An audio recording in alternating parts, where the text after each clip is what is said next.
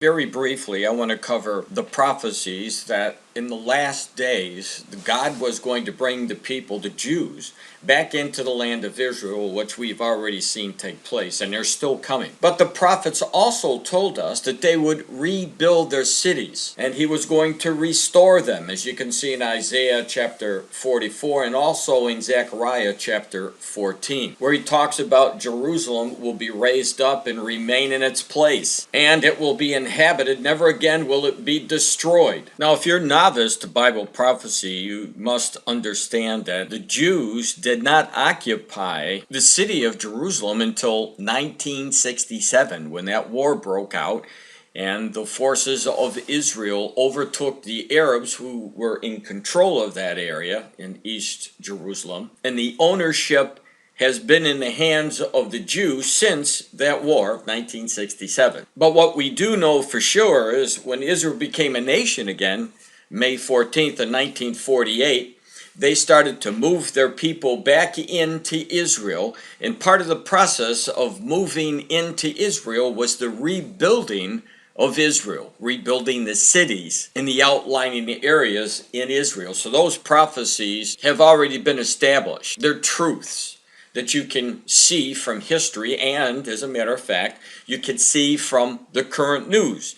For example, I want to bring you over to the latest news concerning more homes that are being built. This information comes from Bloomberg, and it came out January the 22nd with the headline, Jerusalem panel approves new homes in city eastern sector. Now, the eastern sector is Jerusalem. And that's where most of the contention is between the Arabs and the Jews, because East Jerusalem is where the Dome of the Rock is, which is one of the holy sites for the Islamic nations. And then, of course, you have the Temple Mount area where the first and the second temple, the Jewish temples, once stood.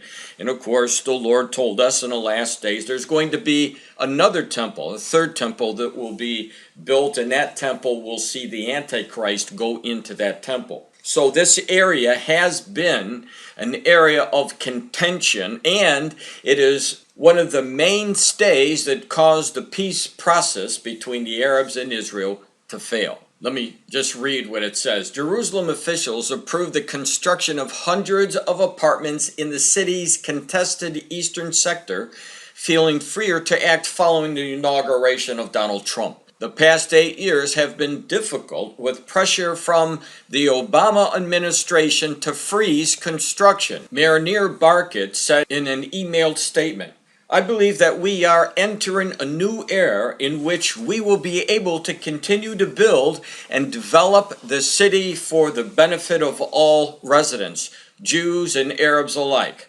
Of the 671 homes approved, 105 were slated for Arab neighborhoods. Nabil Arub-Ranina, a spokesman for Palestinian Authority President Mahmoud Abbas, denounced the plans for what he said was occupied Palestinian land. He said the decision violated the recent UN Security Council resolution condemning Israel's building on land captured in the 1967 Middle East War and demanding that it stop. Now, as I said, it is the most contested area, and they even mention it in this next paragraph. The status of East Jerusalem, home to sites holy to Christians, Muslims, and Jews, is one of the most contentious issues in the Israeli-Palestinian conflict. Israel captured the area in 1967 and later annexed it in a move that isn't internationally recognized. Palestinians seek the city's eastern sector for the capital of an independent state. Now, really, the headliner to this story is the next paragraph. Trump has said he supports moving the U.S. Embassy to Jerusalem from Tel Aviv.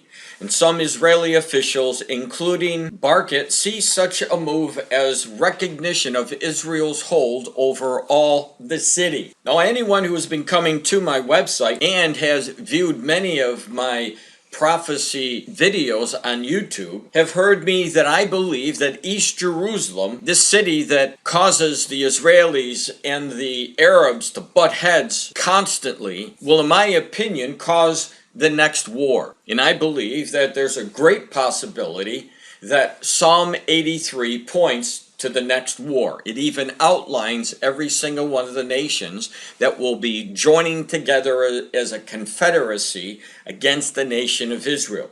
And the reason why I say this is because the prophet Zechariah even tells us that Jerusalem will be a burdensome stone in the last days, and that prophecy, no doubt, has been fulfilled. And look what this paragraph says. The Palestinian Authority said it will protest the construction plans at the UN and ask the international body to put an end to the policy of extremist Israeli government, which is destroying the two-state solution. The peace process has actually been dead now for almost 5 years. And Paul the Apostle wrote to us and told us when they're calling for peace and safety, sudden destruction will come upon them, as travail upon a woman with child, and they shall not escape. So we are expecting some major deal to happen over Jerusalem while they're calling for peace and safety, and I believe that will be the Psalm 83 war.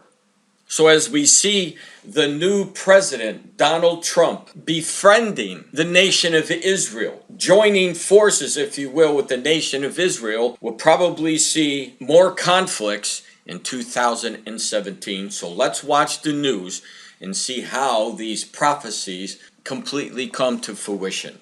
We see the road being paved for them now. This is Frank DeMore with the End Times Research Ministry.